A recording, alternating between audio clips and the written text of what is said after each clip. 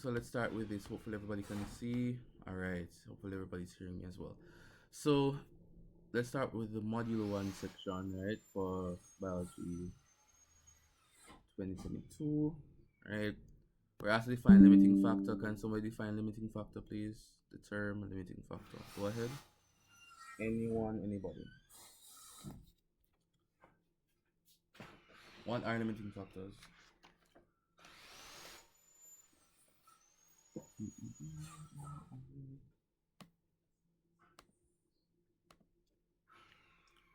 What are limiting factors?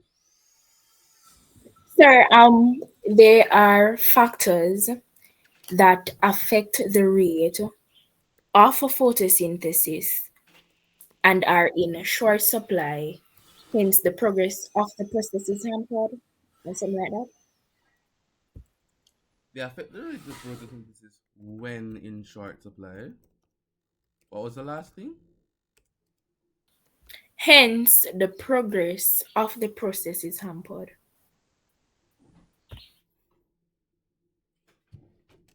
That's interesting. Okay.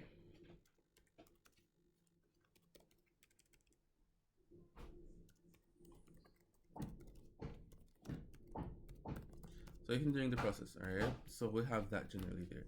So that affects the rate of photosynthesis when it is in short supply and it hinders the general process. Outline how light intensity is a limiting factor for the rate of photosynthesis. How? How so? Go ahead. So, sir, I will say that since light is required to excite electrons in the light dependent stage of photosynthesis, when it is in short supply, electrons cannot be excited, hence cannot travel along the electron transport chain and produce vital molecules such as NADPH and ATP, which are used in the Calvin cycle to generate carbohydrates or starch or food or whatever. So it reduces the.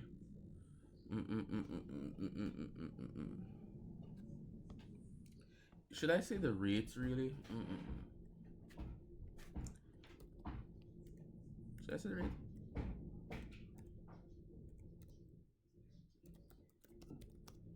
So it reduces the efficiency of photo phosphorylation, right? Oh no, that is not that photophosphorylation, right? And what are the products of photophosphorylation again? ATP and NADPH.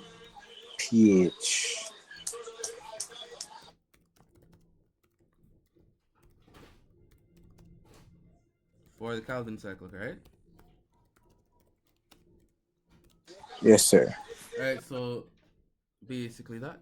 So that's what light intensity would be a limiting factor. So how if it's a limiting factor, light is required for this. This is not the response no, but light is you'd explain that light is required for this and such and so. And when it is in a low when we have low light intensity, right, then it would reduce efficiency of the photophosphorylation which is needed for the production of ATP and NADPH for the Calvin cycle, right? So you just need to explain that. Yep, this was the paper that I did. Yeah, okay. So a farmer is planning to investigate the effect of different types of energy efficient LEDs, right, bulbs on the lettuce, right, in a greenhouse. The entire experiment will be carried out under artificial light. Alright? So the main stages we have seed of the same variety of lettuce will be germinated in plastic trays using the same peat mixture rather. 3 weeks after sowing the seeds, right? Well, sowing the seeds, right? The roots of the true two-leaf plantlets will be gently washed, right? So the leaves. 20 plantlets will be placed in each of 3 hydroponic units with the same nutrient solution, right? Each of the units will be subjected to the following treatment, all of a 60-watt equivalent, right? So LED lights, right? So the red to blue ratio, so 0.5, 1, and 2, right? So looking at that, the point, well, not the point. The plants will be harvested after 18 days and weighed, right? So, did anybody, was there ever an error with this paper?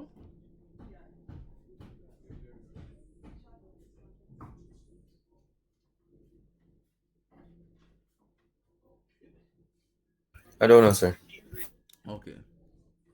Because when I sat down in the exam room and looked at this paper, I was like, I don't know. I don't know what I was thinking about this paper. I left this question for last. But let's look at this now. So state the suitable hypothesis for the investigation. What's the suitable process? Well, the hypothesis really. Um, I get. Oh, there's somebody else go. Okay, anyone else? What would be the response? Suitable hypothesis for the investigation. I left it as the last question in module one that I would answer. But I'm not hearing any hypotheses.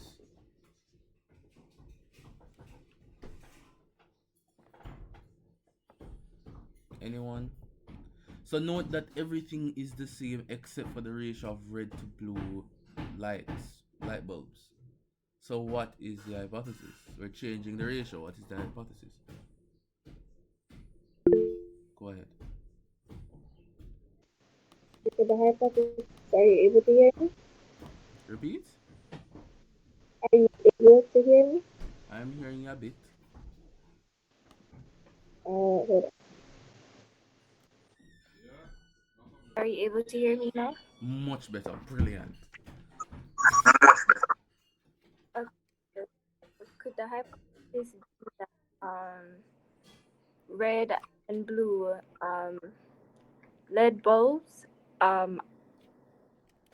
affect the rate of photosynthesis or increasing um, the amount of light produced by LED bulbs will increase the rate of photosynthesis? It's not the amount of light being produced, and it's not the bulbs themselves, but you need to refer. It's a color. It's a spectrum. There's the energy of the light. So higher plant report a higher light energy or intensity, produce more better yield.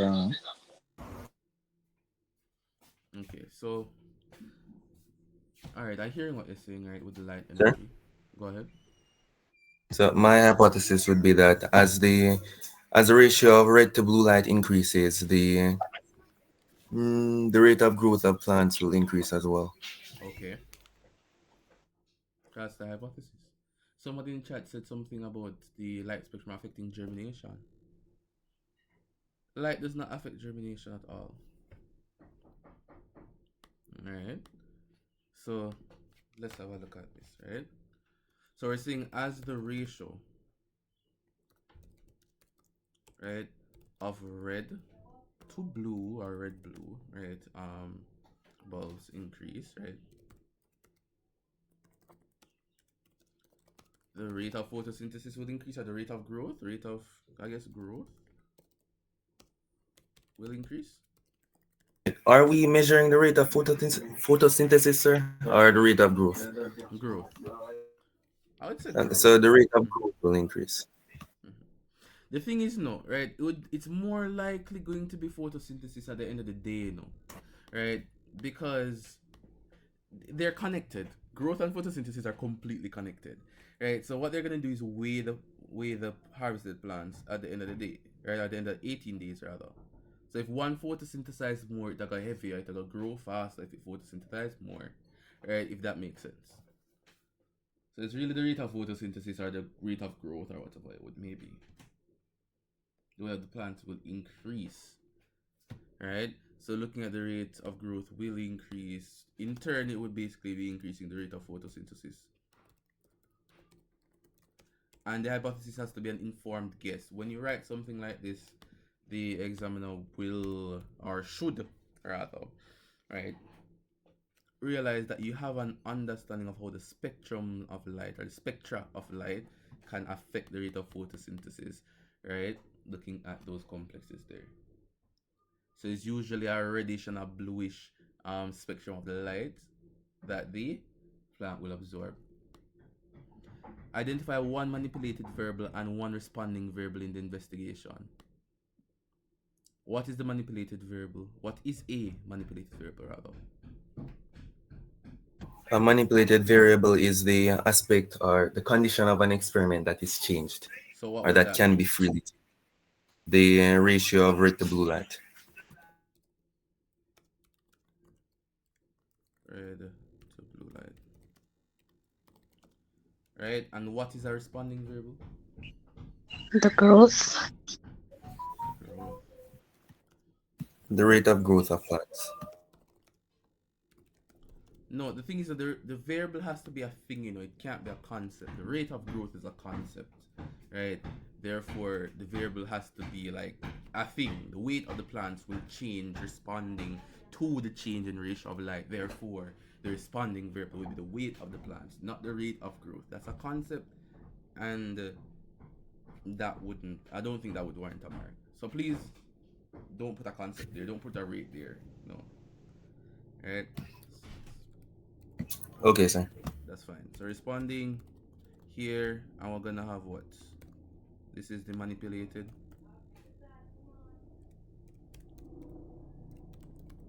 So what's the same thing as responding? There's something there. You have independent and dependent, right? What is manipulated? The independent or the dependent? The manipulated is different than the independent and dependent, isn't it? Okay, The interesting. independent variable would be the one that is responding. The oh no, it's not. The dependent variable is the one that is responding, and the independent variable is the one that does not change. Okay, so this is independent.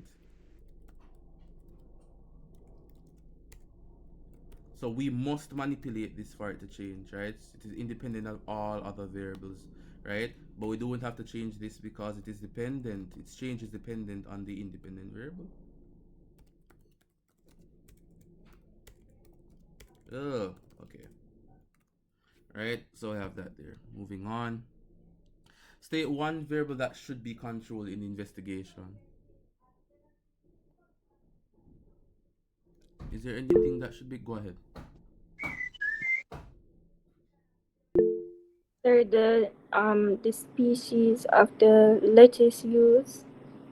Well, it Or says seeds of the same variety of lettuce were used, so that is already controlled.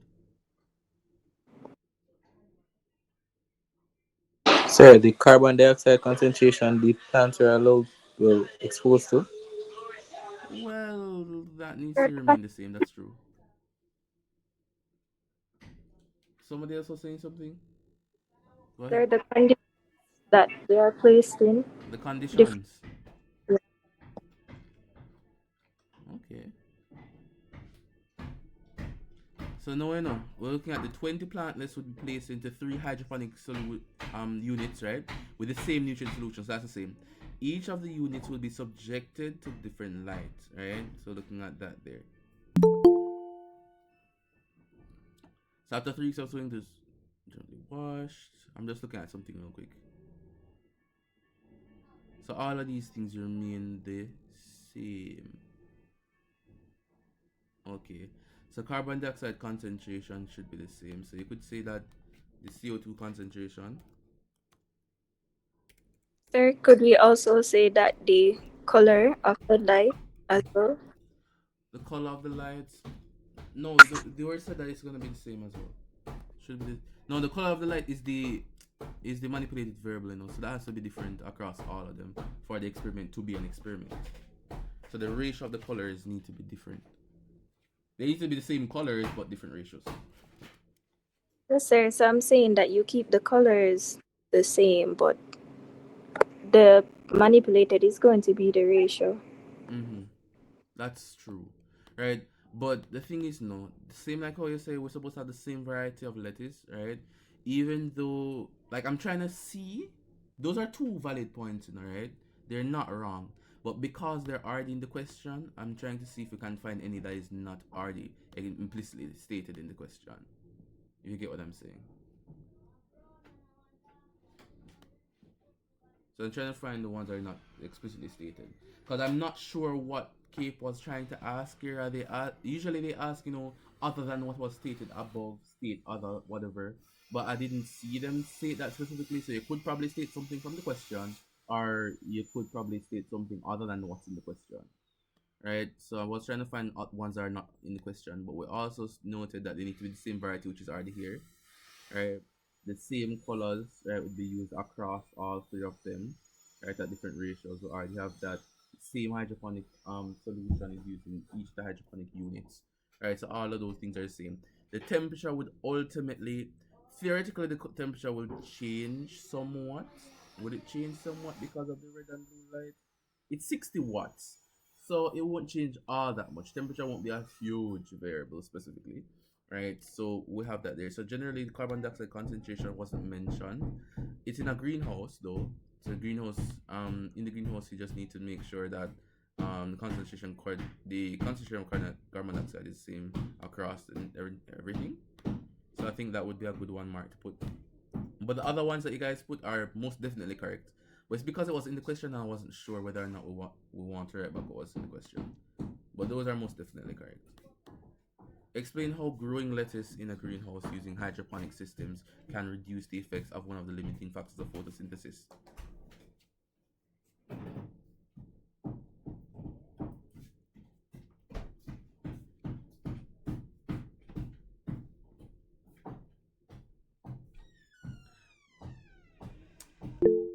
I'm a very impatient person. Go ahead. Go ahead. Okay, so like if you have a greenhouse, you have factors such as the light intensity, carbon dioxide concentration, humidity, and temperature affecting the rate of photosynthesis. Mm-hmm. So having a greenhouse gives you the ability to control the concentration of these factors that has the ability to influence the rate of photosynthesis. So, for example, if in the previous response included carbon dioxide concentration, you can control the carbon dioxide concentration of the greenhouse. So, if it's too low, you can introduce burn what are the name? Put butane in there. So you're going to have carbon dioxide in there. You can control the temperature as well as you can control the amount of light that is allowed in the greenhouse. Okay. Lovely. I see a hand. Go ahead.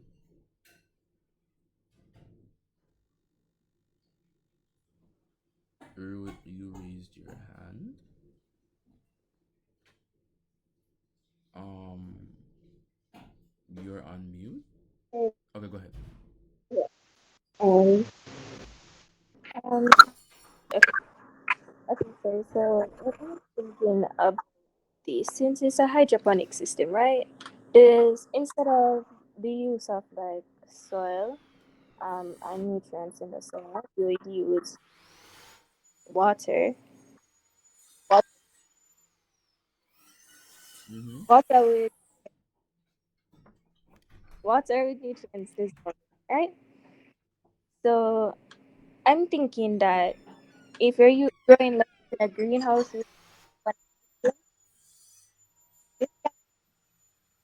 this can reduce the temperature, like the effects that temperature would have on like the plant, since temperature can be a limiting factor.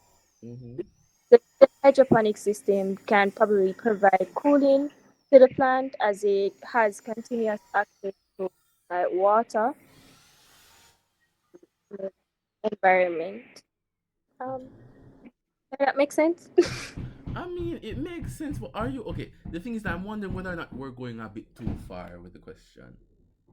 All right, so we're just looking at one limiting factor that this can reduce, right? The fact that it's a hydroponic system, there's going to be an abundance of water. Water availability would most definitely not be a limiting factor, right? Go ahead, Joel. So I was going to say that. So you'd have already said it. So nothing else. Okay, so it will not be a limiting factor. It's a greenhouse. Temperature is going to be controlled. That will not That well, depending on the plant, it will not be a limiting factor, right? Carbon dioxide concentration can also be controlled in a greenhouse. It's just talk about the different factors that these systems are producing, right? You're speaking about the temperature, the fact that water is a coolant, all of these different things. Yes, it is completely fine. It is fine. Not saying that you're wrong, but it's extremely complex. So you want to make sure that you put like answers that are specific relating to the question but not overly complex. So in the situation itself, you don't make any type of mistake. So if it's really simple, a really simple, straightforward answer that has to be it, better we put something like that more so than try to be more complex, right? But you're right, but it's just in a more complex way. All right.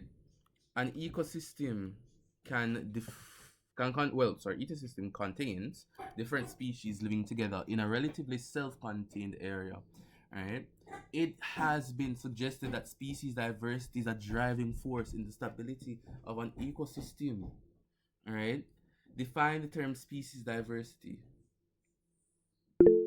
Go ahead.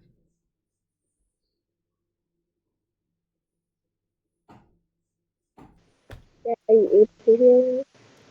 You're breaking up a bit. Okay, hold on. So is it better now? Go ahead. Okay, so I would say that species diversity refers to the variety of an abundance of species living in an ecosystem. Alright, that's lovely. That's fine. So you're speaking to the abundance of different varieties, right, of species, individual species that exist within the communities, right? Lovely. Explain how high species diversity affects the stability of an ecosystem. I remember going through this explanation. Was it on Monday? No, it was on Sunday, right? Go ahead. When a traumatic event has affected an environment or ecosystem, species diversity will ensure that there is another species in that same niche, ecological niche, Mm-hmm. to pick up the slack, so to speak, or to replace any species that have gone extinct or have a reduced numbers. Okay. So there's no strain on the ecosystem. All right. Lovely. Go ahead, Joel. Yes, sir. And to that too, I'll add that having high species diversity would implies that the ecosystem has very complex feeding relationship, so are very balanced feeding relationship. So affecting a species out of that feeding relationship will not collapse the system on a whole. But we're I hear what you guys are saying. You guys are right, but I want to hear two terms, and I'm not hearing them. Two terms, and they're both beginning with R. Go ahead.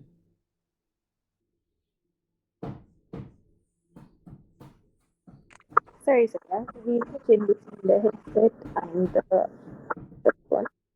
So I would say that high species diversity affects the stability of an ecosystem by introducing a lot of competition between species, like species, Go ahead. organisms of the same species per se that share the same ecological niche in a sense where they would have to compete for one to like have dominate that niche per se, and this can lead to isolation in the ecosystem. Um, yeah, so I would say competition is one. Isolation in the way that isolation, whether it be sympatric or allopathic, will bring forth speciation, which is basically increasing the species diversity. Interesting. The thing is, your answers are not wrong in a way. Your answers are oddly complex. Like they're not wrong, but it seems like it's going off, but it's actually right. I don't know whether or not you have an issue with just looking at the simple answer. Just oh, it's that simple. I'm not sure about that, but your answers are right, but they're complex. There's just because we just have a lot of information in our head, so we're trying to use it. Oh, use it. Okay, kill the paper with knowledge. I guess. Stacey has manipulated us to think that the paper is complex. Yeah, like, I think it is the PTSD. I think it is the PTSD a bit, right? At Um, this at this point, they have a saying that it's better that you just write everything on the paper than you leave off something that's and so true. don't. That's so true. But we try not to overdo it now because as an invigilator, if I was an invigilator, I'm not reading majority of those stuff. Right? But I think you should put all the important information first, and then you put all the fluff after. If you're going to add the fluff for some reason, but try to answer the question completely before you add any extra information. All right. I'm seeing in the chat. So it promotes ecological resilience and balance, right? So resilience and resistance are the two R words that I was talking about. Resistance and resilience, right? So the more resistant the ecosystem is from change, right? Because the species diversity would actually increase its resistance, as we won't have the localization of all the niches in keystone species, but we have multiple species that can fulfill the role, right, of the ecological niche. So it's going to be more resistant, and that will aid in the resilience of the entire ecosystem. All right. So looking at this was a beautiful question. The way how I laughed in the middle of the biology exam, right, when I saw this question, the invigilator, not sure what she was thinking, but I was smiling when I saw this question. Okay, the lionfish, an invasive species, were carried by ocean currents to the warm Caribbean Sea. Not ocean currents alone. What a big lie. Um, what's a huge lie, right? They have rapidly, right, spread and threatened the coral reef ecosystems of the Caribbean. The lionfish are ferocious predators with no known predator of their own. Look at the apex predator. They eat any marine organism that fits in their mouth. Their stomachs can increase to 30 times their volume. They feed at all levels of the food chain, which include the cleaner fish and the shrimp, right? That keep parasites, right, and other disease causing organisms off the bigger fish. Look at what they're doing. Look at each component of that statement, right? Classify each of the following factors as either an abiotic factor or a biotic factor, right? Ocean currents, is that biotic or abiotic? Antibiotic. Abiotic? Are you sure the oceans are not alive?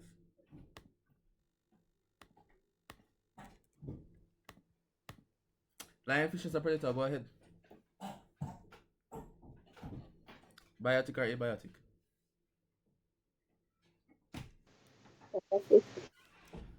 Biotic, right? Lionfish feeding on cleaner fish, is that biotic as well? It's a predator predation rather. And then we have the warm Caribbean Sea, which is abiotic. Biotic. Alright. 4 easy marks, the easiest marks I've ever seen on a biology paper. Explain how any three of the factors influence the dynamics of the coral reef ecosystems since the invasion of the lionfish. So choose three of these, use them to explain the influence on the dynamics of the ecosystem. That's all I have to do. Go ahead.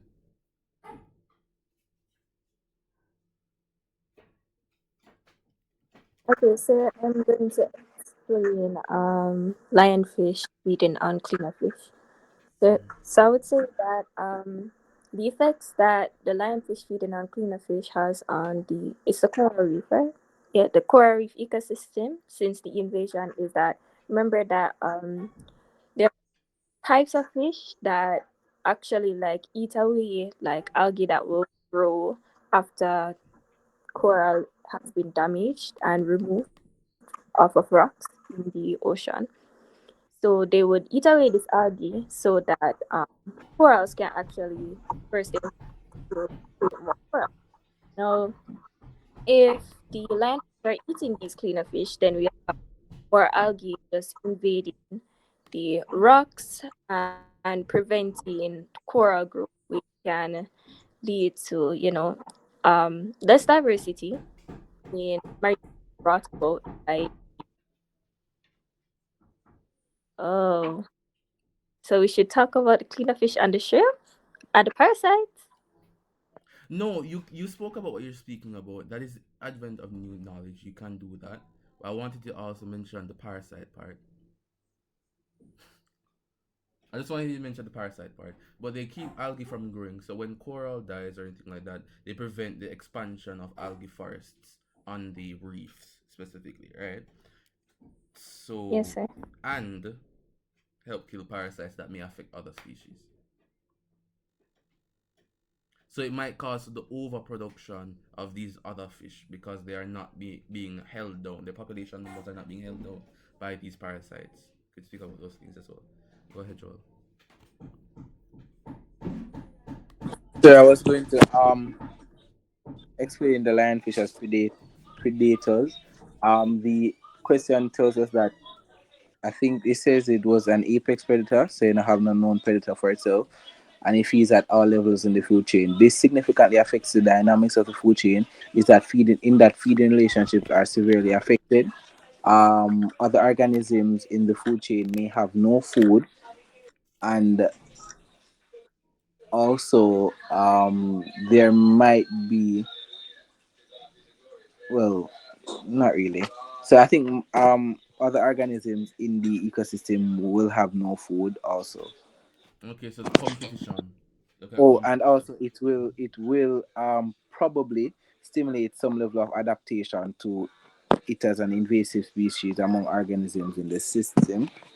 For example, the barracuda, fish have to just kind of evolve or adapt to its presence in the ocean.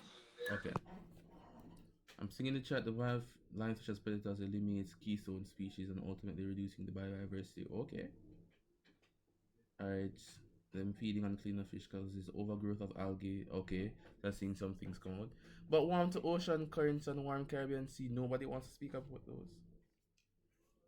How does these we all know how biotic factors affect the ecosystem dynamics. Warm to the abiotic factors.